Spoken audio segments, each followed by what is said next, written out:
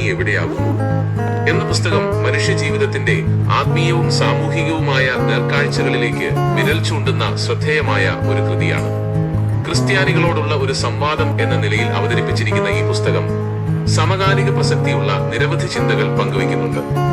മനുഷ്യന്റെ ആത്മപരിശോധനയ്ക്കും ആത്മീയമായ ഉണർവിനും വഴിവിളക്കാകുന്ന രീതിയിലാണ് ഇതിലെ ആശയങ്ങൾ ക്രമീകരിച്ചിരിക്കുന്നത്.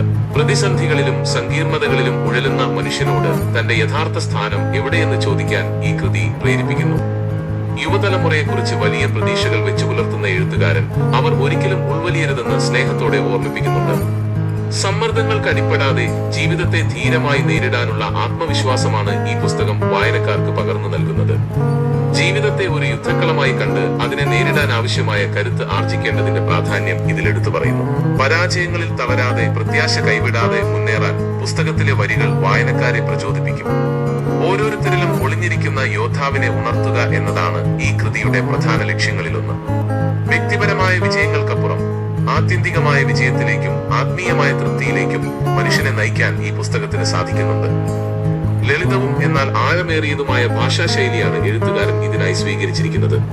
സമൂഹത്തിൽ നിലനിൽക്കുന്ന വിവിധ ചിന്താധാരകളെയും വിശ്വാസങ്ങളെയും കുറിച്ചുള്ള ആരോഗ്യകരമായ ഒരു ചർച്ചയ്ക്ക് ഈ പുസ്തകം തുടക്കമിടുന്നു. യുവമനസ്സുകളിൽ പോസിറ്റീവായ ഊർജം നിറയ്ക്കാനും അവരെ ശരിയായ ദിശയിലേക്ക് നയിക്കാനും ടി. സതീശന്റെ വാക്കുകൾക്ക് കഴിയുന്നുണ്ട്. കേവലം ഒരു വായനയ്ക്കപ്പുറം ഓരോ വരിയും വായനക്കാരനെ ആഴത്തിൽ ചിന്തിപ്പിക്കുകയും സ്വയം വിലയിരുത്താൻ പ്രേരിപ്പിക്കുകയും ചെയ്യുന്നു. ആത്മീയവും സാമൂഹികവുമായ ബോധ്യം വളർത്താൻ ആഗ്രഹിക്കുന്ന ഏതൊരു വായനക്കാരനും